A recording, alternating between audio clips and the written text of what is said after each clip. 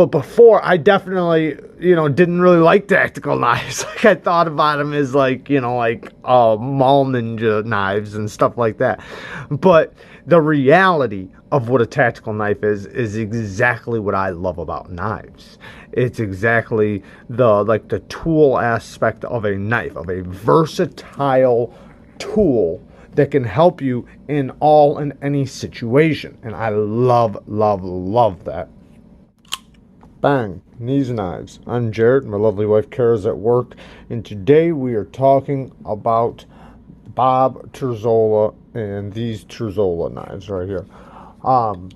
Now, I just want to say, regardless of what you think about tactical knives or whether you like tactical knives or not, I think it's very important for everybody to know this story and actually know what a real tactical knife is. I think the term tactical knife has been coined so much by so many BS knives and knives out there that are really just tactical and not actually tactical, and really don't even understand what a real tactical knife is or the thought behind it. Now, I read a lot about Bob Terzuola the past few days and thought about it even longer, and then I even listened to Bob himself on Knife Junkie podcast, which I will link below in the description. I beg you to go and listen to him and his words and his story. It's an awesome story. And if you like folding knives, then I think you'll really enjoy it, because he is not only a huge, massive inspiration to so many knife makers and so many knives that have been made, and just people call him the Godfather of the tactical knife, because he coined the term and made the tactical knife. But aside from that, just all the people he's dealt with and all the founding fathers of knives that we love today, he's been a big inspiration to them or has worked with them, and it's a massive story, and there's no way I can tell it all in this video, but I'm going to do my best to talk about Bob himself and these knives, where they came from, and the story behind them.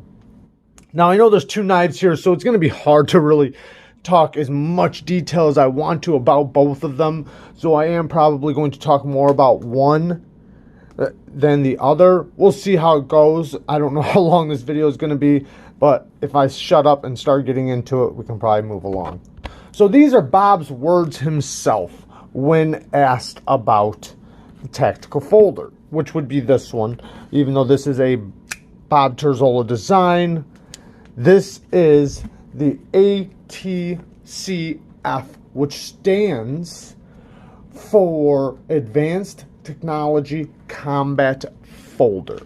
So, in Bob's words himself, and I'll move the knife around a little bit, I did sharpen this knife, and I did use it a bit, and I have to say, I love this knife, and I absolutely want to get a Terzuola knife. Obviously, not a custom like this one is, which this one is the same thing he made back in the day for soldiers.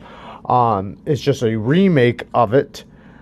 I think this one was made in 2020, but inspired by the first one he made for soldiers. Anyways, I'd like to get a production one. So if any of you have a production one you'd like to maybe possibly get rid of for a very good deal, let me know. I know Drop's done one, MKM, so on and so forth. Anyway, so Bob,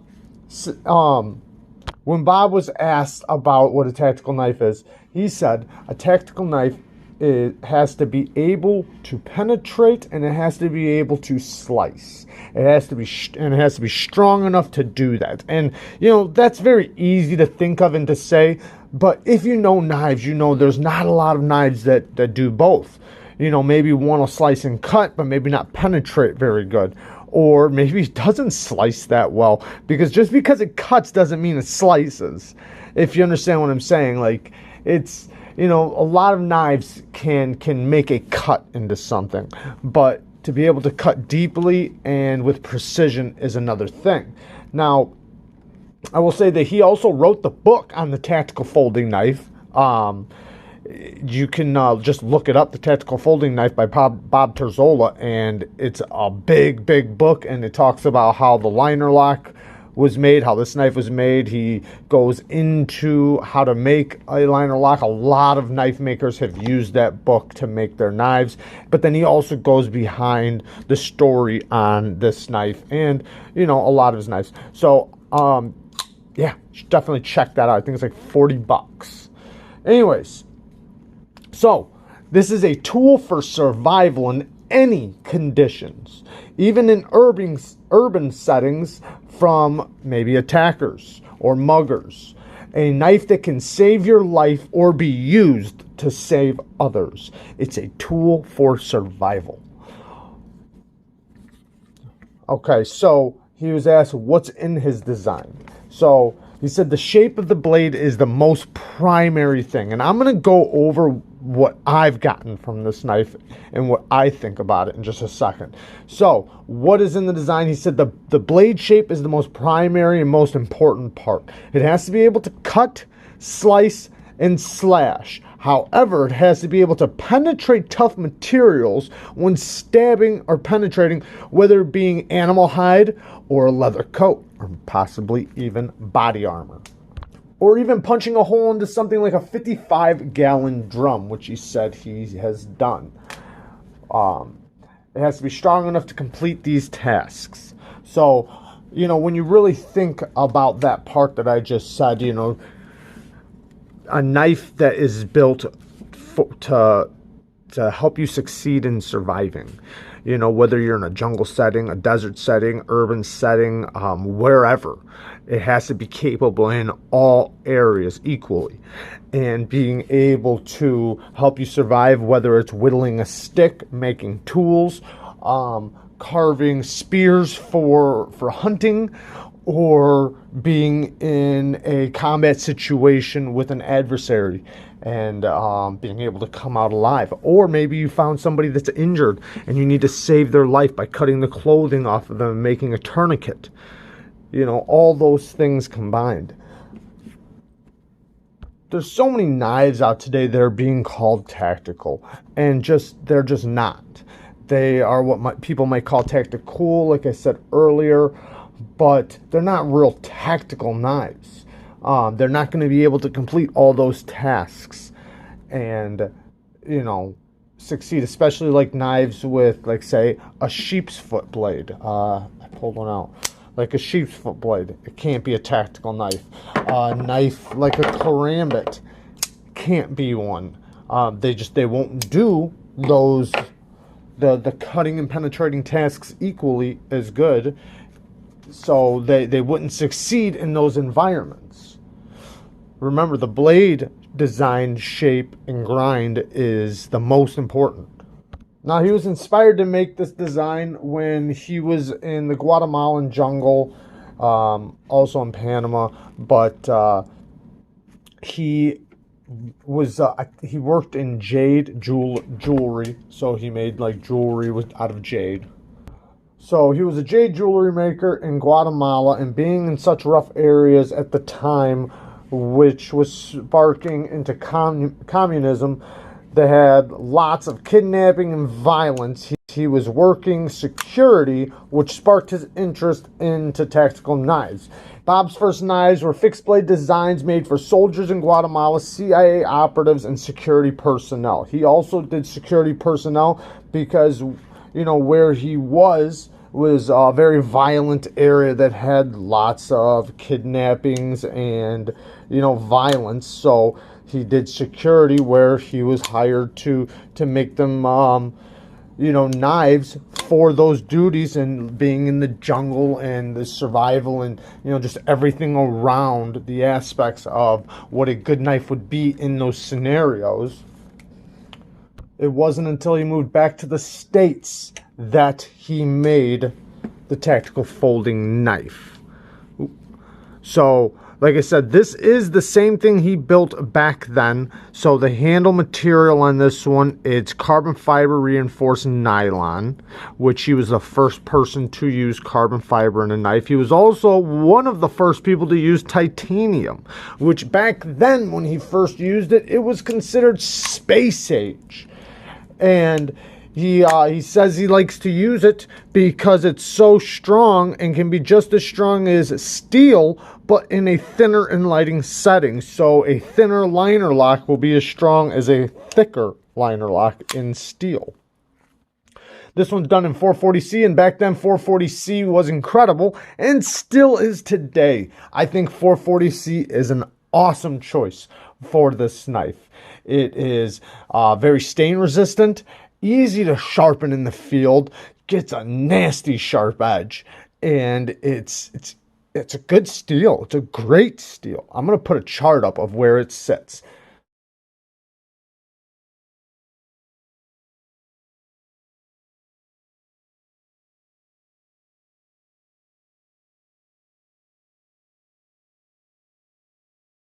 So the first person to do liner locks, he actually got permission from them to start doing liner locks, and the guy taught him how to do and make liner lock knives. So he worked with him for a bit, and the guy taught him how to make liner locks because he wanted to do a liner lock version of his fixed blade knife that he was making for soldiers and stuff into a compact knife that could be folded up and put on your pants, because he noticed that more people were had deeper pockets rather than their belt, and it's better when you can discreetly carry your knife, and also it probably helps you out also in certain areas of not carrying around a knife bouncing around on your belt when you can just have it in your pocket, hooked from a clip, or by a clip, I should say. He was also the first person to come up with the thumb disc. And he's been very innovative. I mean, he's came up with a lot of things. And like I said, I'm going to get deeply into this knife here in just a second, so please just follow along. So he was the first person to come up with a thumb disc, which I personally don't even like thumb discs, but this knife has made me really like them. Most of the knives that I've tried that had thumb discs, they just weren't placed right. I couldn't get the right leverage with my thumb like I can on this one. I couldn't do the middle finger flick as easily as I can with this one. And then it didn't, they might have done really good right here in my hand as a nice little pad to put my finger, but it didn't matter if I couldn't open it correctly. Now, this is a completely different story and is done very, very well and has made me rethink thumb discs. So speaking of innovations, he was also the first person to use G10 on a folding knife. Now, people were making fixed blades, but not folding knives with G10.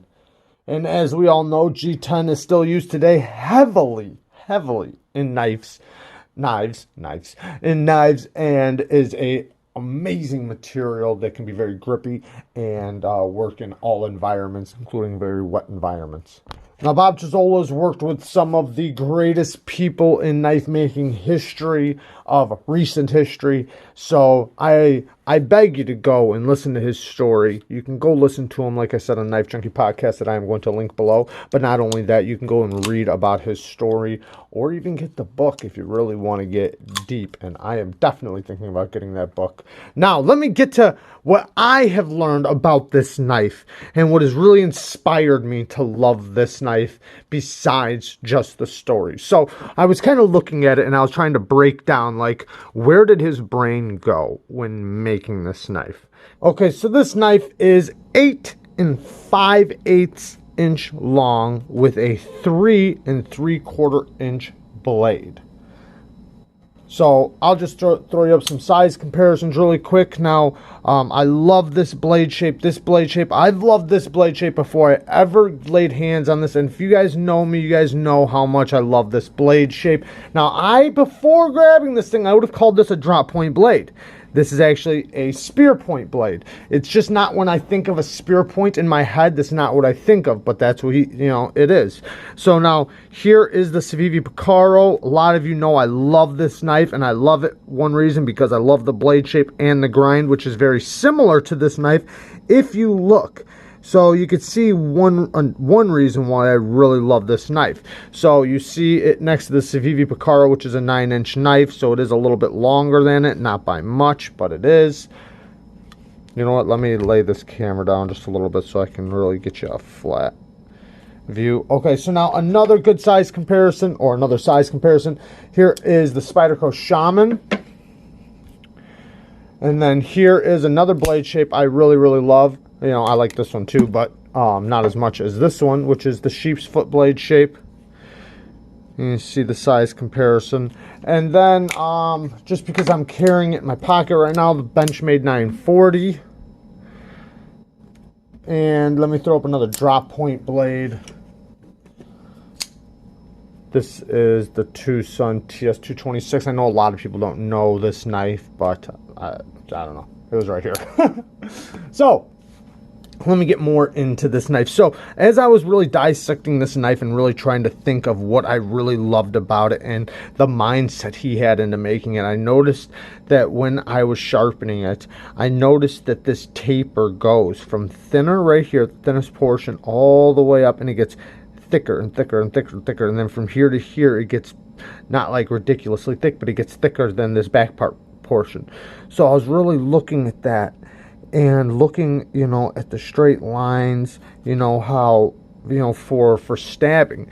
And I was thinking about, I guess, if I was going to penetrate something and needed to do the most amount of damage, a dagger that is thin to thick, so like this, right? This would be the deepest part, right? If I stab this into something, this would be the deepest part, but it's also the smallest part. Now on this knife, this is going to be the biggest and thickest portion right here. So when you stab it into something, the most damage is going to be done up here in the front.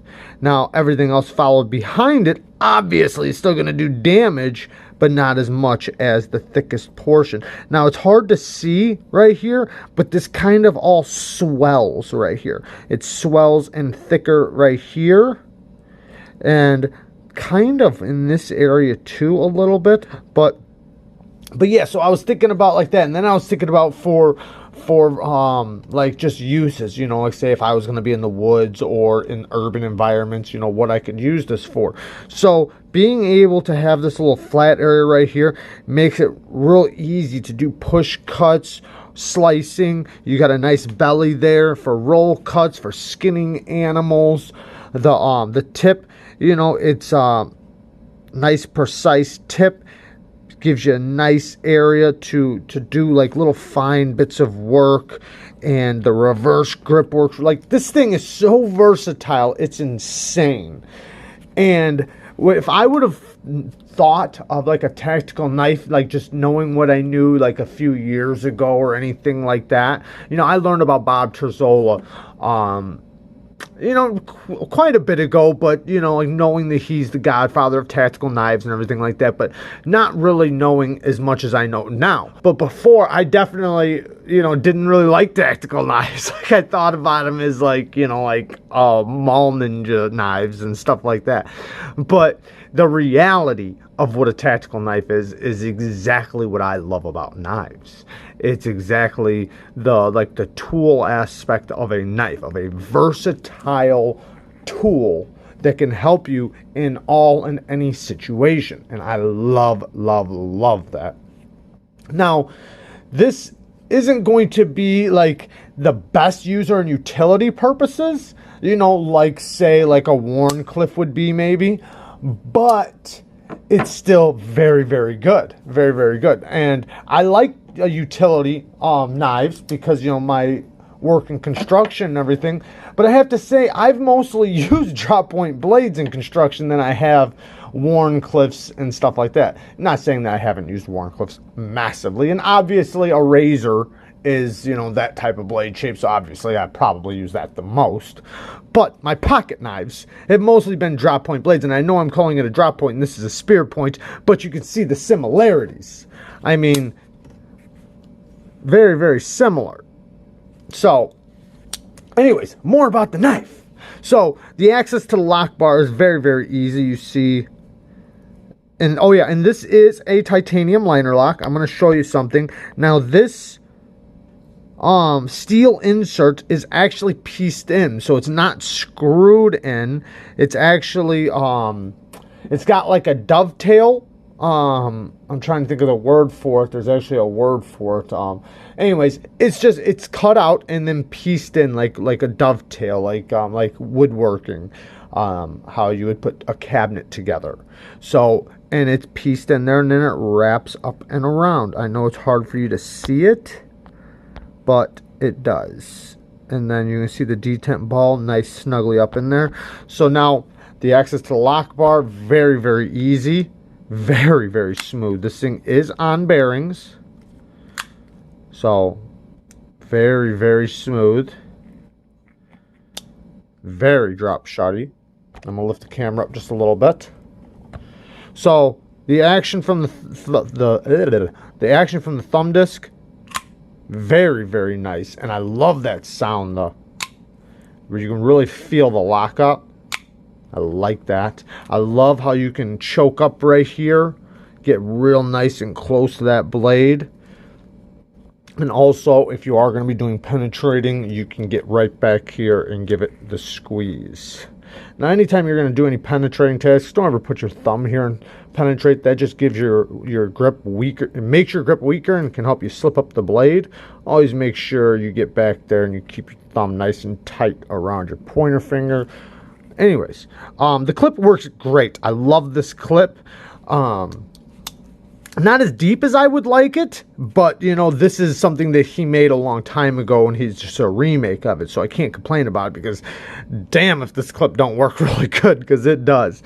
Very, very centered. The fit and finish on this is amazing. Now, if I really, really try, I can barely rub the tip. Ooh, I had a little scratch on my finger.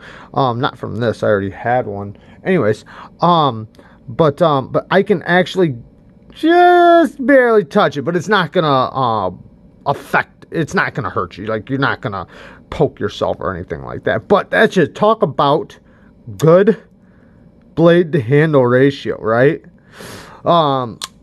So now, like I said, this is the carbon fiber reinforced nylon. You can see the hardware, how it's built, like in a way to where it can be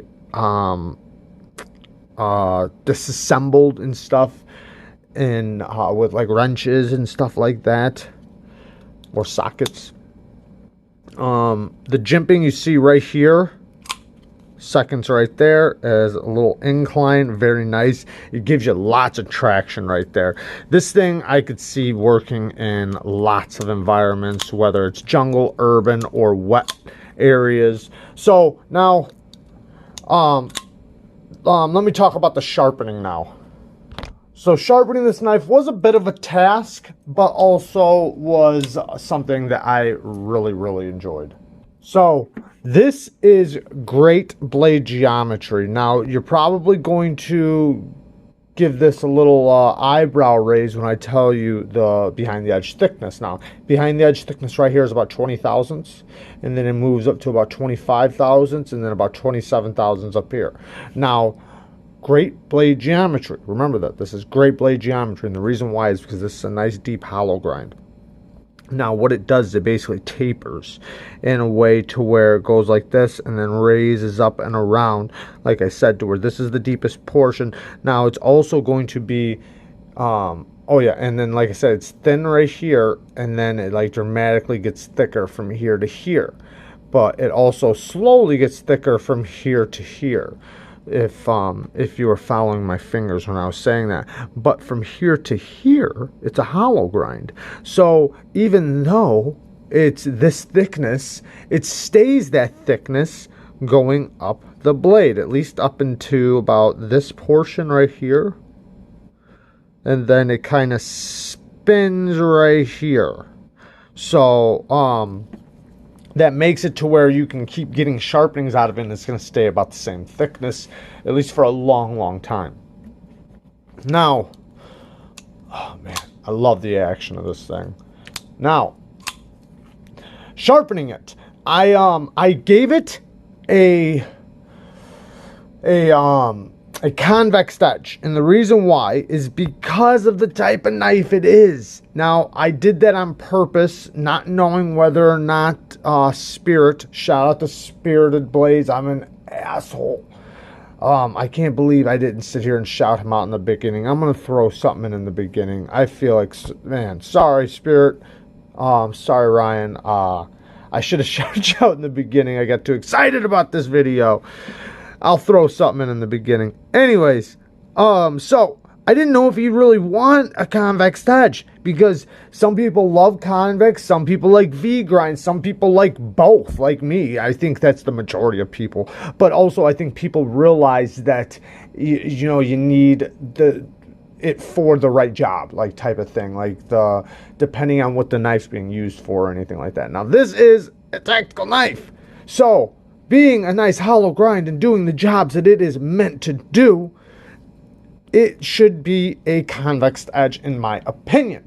Now, convex edges are wicked, wicked sharp. Not meaning they're done by a wicked sharp, but they're very, very, they can be very, very sharp, but then also edge strike. Now, I think, in my humble opinion, that a V-grind is always going to be a little bit sharper, you know, and maybe penetrate just a little bit easier. But then again, not really, because it doesn't have the shelf of a V-grind. A V-grind has the shelf right here. So this is the edge. Then you're going to have a shelf right here to get onto the blade. That can cause a little bit of resistance. A convex edge rounds, like kind of like the tip of a spear or something, or like this, you know, how it comes over and it's already part of the thickness, if that makes any sense. But either way, one thing we all agree on is that it is stronger. It will last longer. It's easier to strap, stuff like that. So it makes it to where it's a very versatile grind, and gives it the strength that it needs to, you know, required to do penetrating tasks and hard use tasks, but yet still works very, very good for light duty tasks. I mean, this thing is nasty sharp. It will whittle hair like nothing. I mean, it is very, very, very sharp. This video is entirely way too long for me to get into this knife now, so I'm just going to do a separate video on this knife, and I will refer back to this video about this monster. Thank you, Ryan, for letting me check out this beautiful, beautiful piece. Bob Terzuola's logo right there. If I think I forgot to mention that. Gorgeous, gorgeous knife. I do really, oh yeah, I forgot to say that this was a carbon fiber. Man, I forgot to put so much in this video, and look how long it is. Carbon fiber backspacer. Being so long, I'm just gonna have to end it here. I love you guys. Thanks, Ryan. Peace.